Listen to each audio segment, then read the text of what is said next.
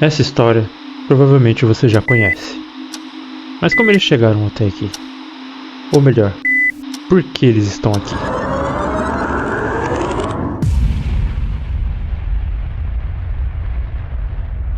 A humanidade ainda não sabia, mas foi assim que começou uma corrida pelo poder.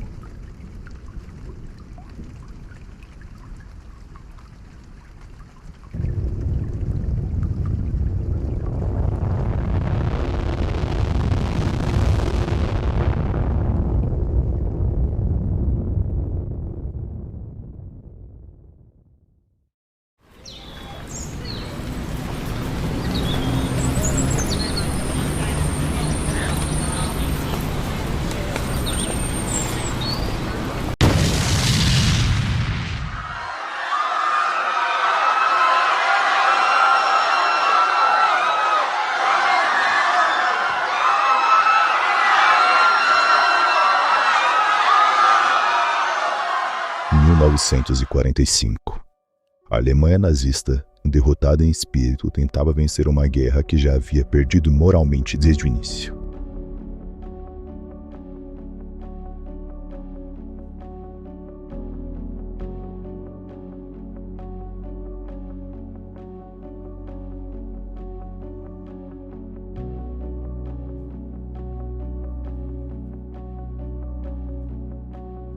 O foguete V2, a arma mais letal da Segunda Grande Guerra depois da bomba atômica, assombrava os céus de Londres. Rápido, eficaz, mortal.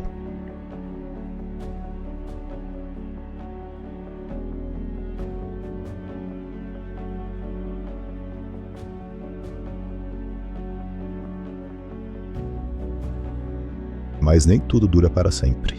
Nem a guerra, nem a arma.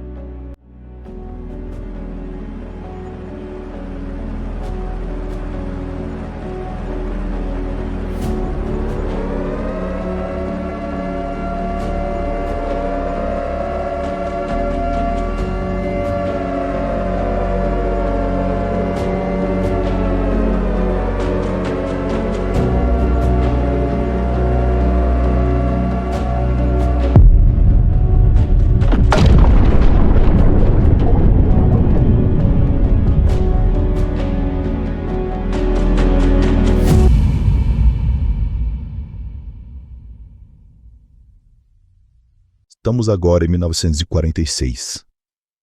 E mais uma vez, o V2 decola.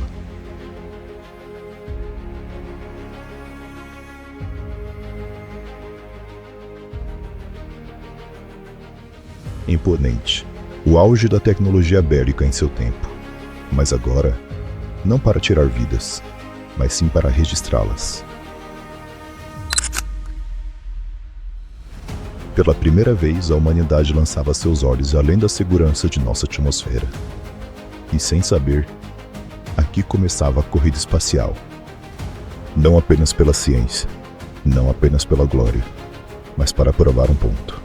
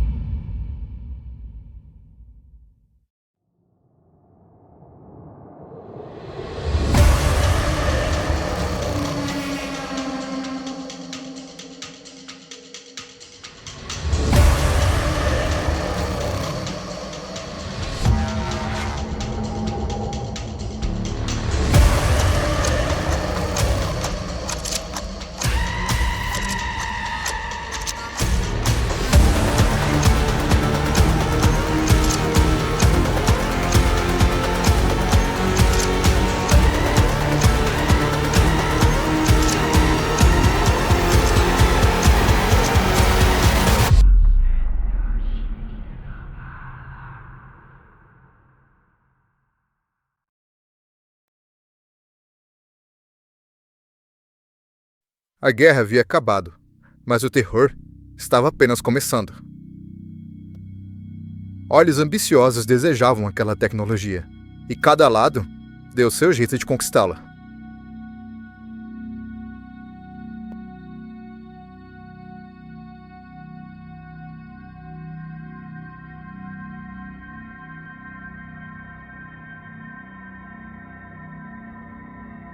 O mundo via agora a ascensão de duas superpotências, Estados Unidos capitalista e União Soviética socialista. Mas essa guerra ideológica não ficou apenas em terra firme. Ela também seria travada em outro lugar, acima de nossas cabeças.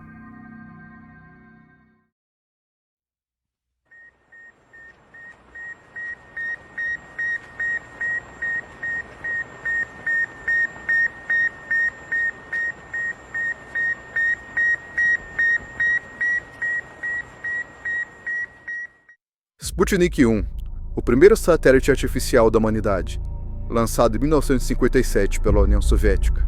Era pequeno, simples, e sua mera presença era motivo de pânico no Ocidente. Sir, what do you think about this achievement of the Russians? I think it's a remarkable thing. My only regret is that we couldn't get there first. What do you think this is going to be due to our prestige? I don't think it's going to enhance it any at this time, but I imagine we'll be able to catch up and maybe even pass them on the way. Ele não disparou mísseis, não carregava armas, mas Sputnik atingiu o coração dos Estados Unidos. Acima das casas, das escolas, dos soldados, orbitava um símbolo, um pequeno ponto no céu, vindo do lado vermelho do mundo. Civis olhavam para o céu com medo.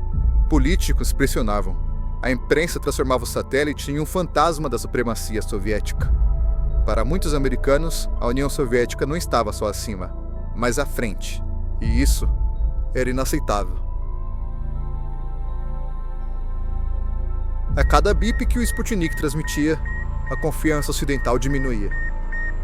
E naquele silêncio espacial, nascia o grito de uma nova era. Pressionados pelo pânico, os Estados Unidos precisavam reagir, mostrar que também eram capazes, que não estavam ficando para trás. A resposta americana tinha nome: Projeto Vanguard. Um foguete, um satélite, uma esperança de restaurar a confiança.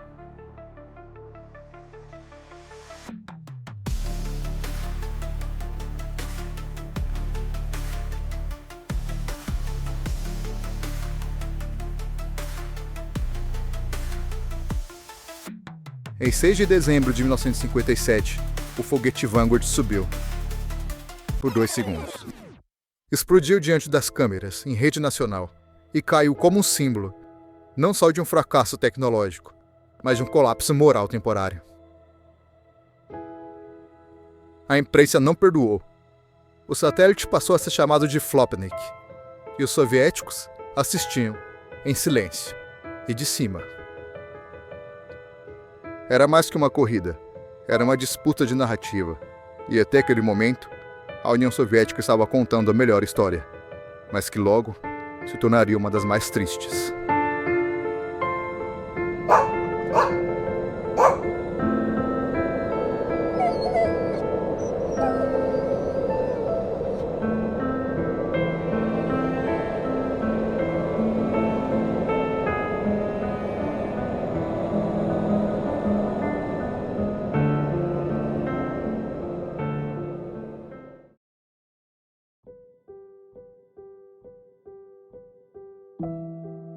Nos pôsteres de propaganda, uma heroína. Mas dentro daquelas paredes, uma cobaia.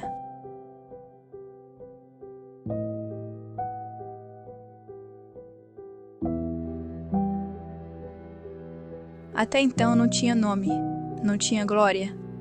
Era apenas uma vira-lata nas ruas frias de Moscou.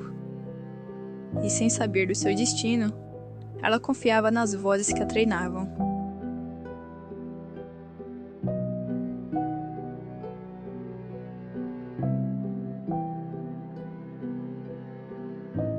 Laika era seu novo nome, vendida como um símbolo para o povo soviético, mas para as autoridades, era apenas uma passageira.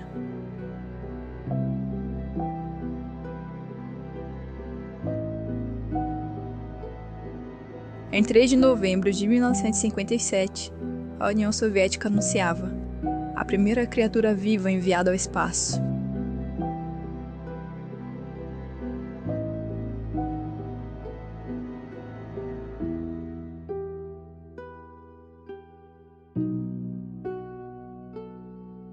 Os jornais a chamavam de heroína.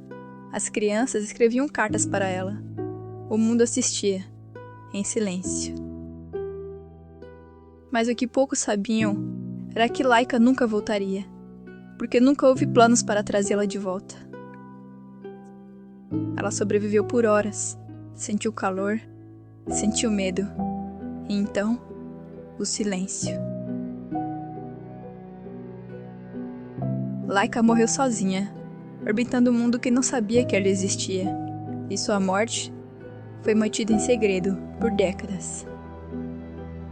A passageira de Moscou teve seu nome estampado na história, a custo de sua vida, e sua jornada, mesmo sem sua consciência, abriu caminho para um novo capítulo na corrida espacial, onde novos nomes ficariam na história.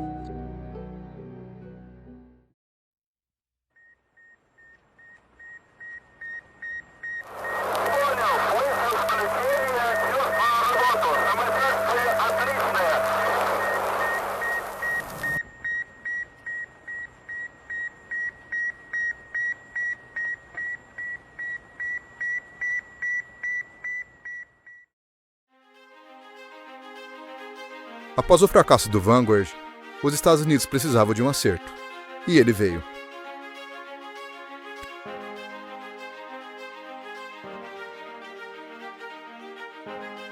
Em 1º de janeiro de 1958, é lançado o Explorer-1.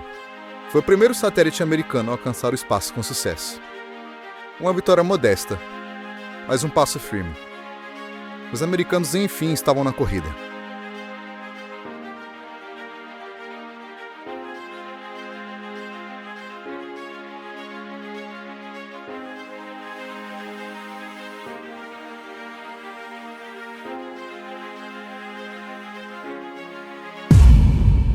Mas ela já não era mais travada apenas com satélites.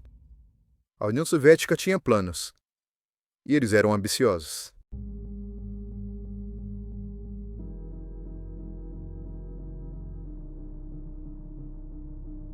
O novo objetivo era mais ousado. Chega de satélite.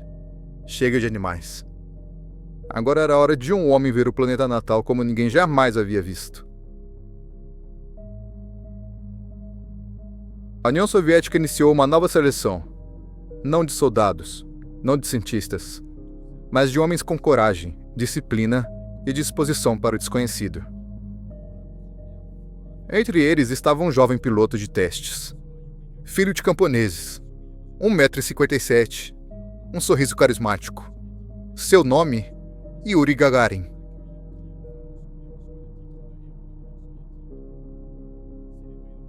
O treinamento era rígido, o risco, absoluto, e o mundo não fazia ideia do que estava prestes a acontecer. Mas logo, a corrida espacial daria uma reviravolta sem precedentes. 12 de abril de 1961. Antes do amanhecer, um homem se despedia da Terra. Gagarin entrou na Vostok 1. Às 5h30 da manhã, sorriu, ajustou os cintos e disse com calma: "Vamos lá." Às 6h07, a Terra ouviu um rugido diferente.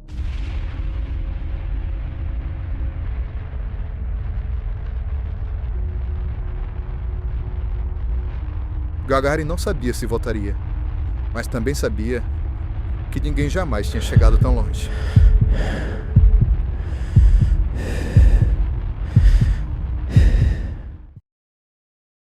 12 de abril de 1961. Não foi apenas um dia, foi um marco. O que antes era o sonho mais louco de um escritor de ficção científica, finalmente se tornou realidade.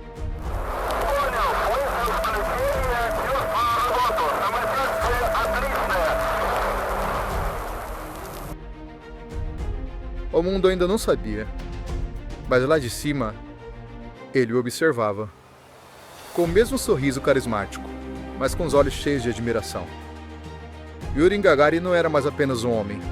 Ele era o primeiro a ver o berço da humanidade de outro ângulo, de fora.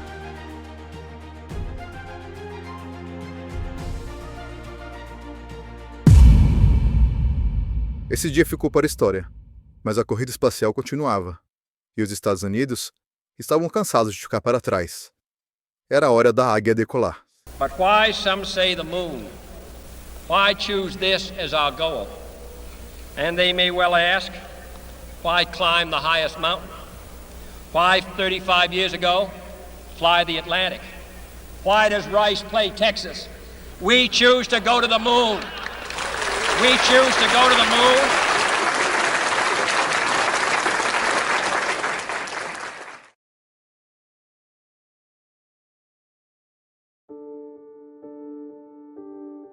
Uma década. Uma década foi o que Kennedy prometeu.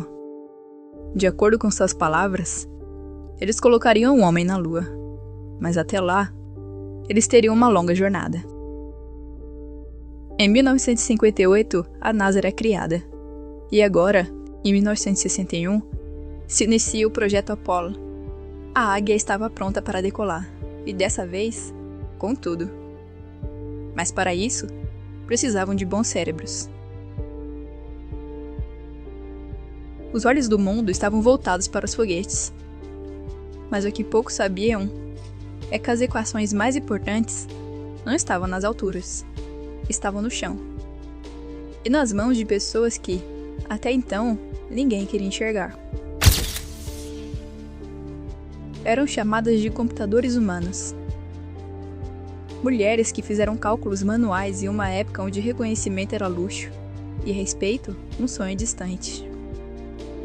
Dorothy Vaughan, Katherine Johnson e Mary Jackson. 3 nomes que o tempo quase apagou, mas que, com papel, lápis e genialidade, traçaram a rota da virada americana no espaço. No meio de tantas mentes brilhantes, uma se destacou. Katherine Johnson. Era dela a responsabilidade de calcular com precisão cirúrgica a trajetória orbital da missão Friendship 7. A NASA já usava computadores eletrônicos, mas John Glenn, o astronauta da missão, não confiava apenas nas máquinas. Ele disse: "Deixem a garota conferir os números. Se ela disser que está certo, então eu vou." E ela fez. Katherine revisou toda a rota, linha por linha, e com sua assinatura, a missão estava pronta. 20 de fevereiro de 1962, a nave Friendship 7 decolava. Naquele dia, John Glenn se tornou o primeiro americano a orbitar a Terra. Mas ele não estava lá apenas por ser corajoso. Ele estava lá porque confiava plenamente na genialidade de Katherine Johnson. Numa era onde computadores estavam no início, mentes humanas faziam trabalho duro. Aqui começava a virada na corrida espacial, e assim como Glenn, Dorothy Vaughan, Katherine Johnson e Mary Jackson devem ter seu reconhecimento na história.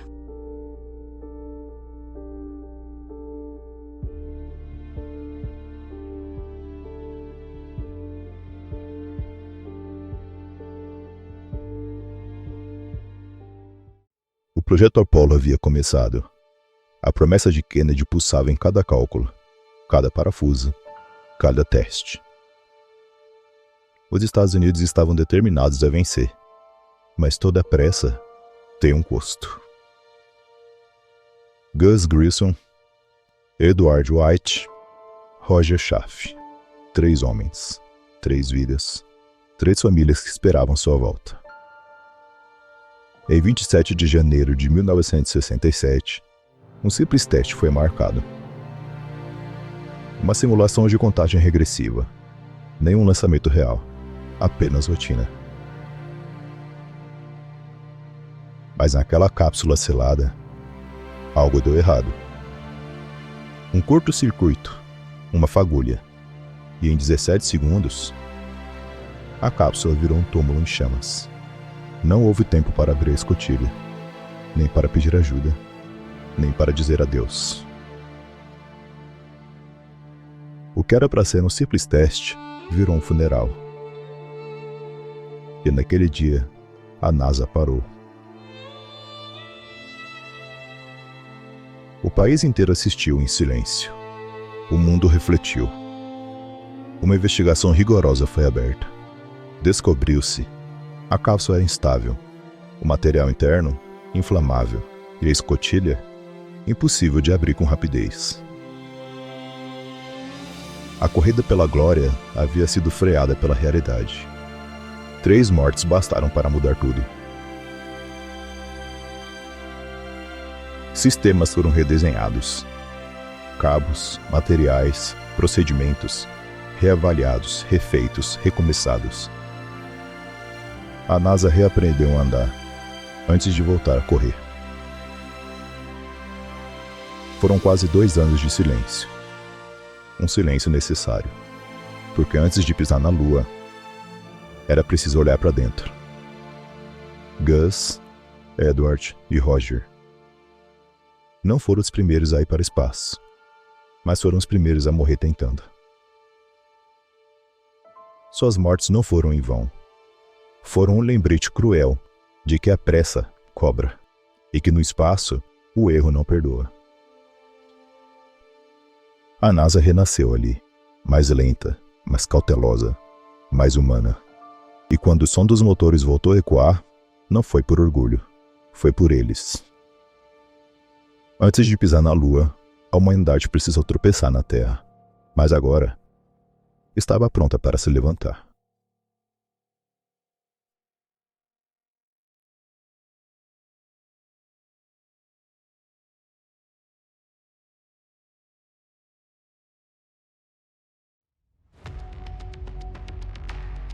O ano era 1969. 2 nações passaram mais de uma década competindo, mas não só por espaço, mas por supremacia. Era mais que ciência, era orgulho, era poder, era destino. A missão Apollo 11 carregava o peso de toda uma geração. Cada parafuso, cada cálculo, cada sacrifício. Agora repousava sobre 3 homens. Armstrong, o comandante, Aldrin, o piloto, e Collins, o piloto do módulo de comando. Eles sabiam os riscos, e mesmo assim, aceitaram.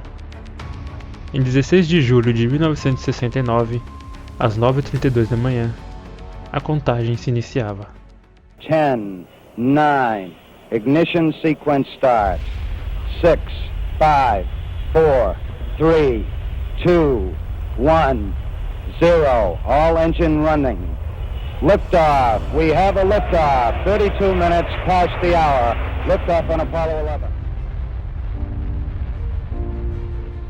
O Saturno V rompeu o céu da Flórida, como um trovão de esperança. Era o maior foguete já lançado, levando os maiores sonhos da humanidade.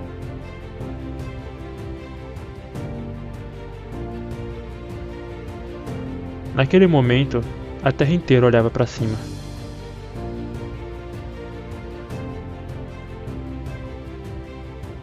Era impossível não sentir um frio na espinha, uma lágrima contida, uma pergunta não dita. Será que eles voltam? 3 dias. Esse foi o tempo até alcançarem seu destino.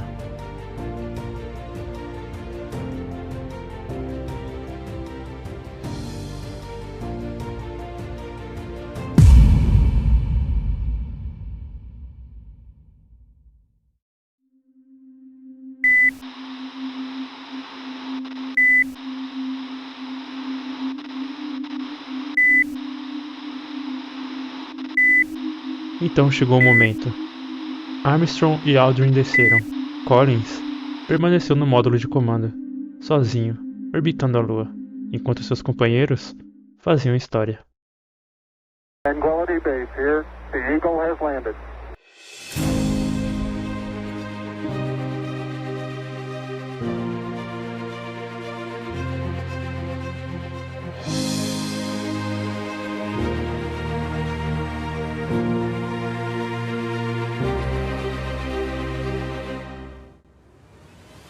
A Terra suspirou, e o silêncio da Lua foi interrompido pelo som da presença humana. Lá estava ele, um homem, um planeta inteiro, atrás de só um passo. That's one small step for man, one giant leap for mankind. Armstrong não caminhava sozinho. Atrás dele, marchavam os sonhos de milhares. Cientistas, engenheiros, matemáticos, operários. Os que morreram tentando, os que lutaram calados. E até os que nunca foram lembrados. Buzz Aldrin o acompanhou. Juntos ergueram a bandeira dos Estados Unidos. Mas naquele solo não era apenas a América que estava presente. Era a humanidade. Eles recolheram amostras, instalaram equipamentos e por algumas horas viveram onde ninguém jamais havia vivido. Enquanto isso, Michael Collins orbitava solitário. A menos de 100 km abaixo, seus companheiros faziam história. E mesmo longe das câmeras, ele também foi essencial. A missão durou 8 dias, mas mudou a história para sempre. Quando voltaram, não eram mais apenas astronautas. Eram símbolos de coragem, de ciência, de união.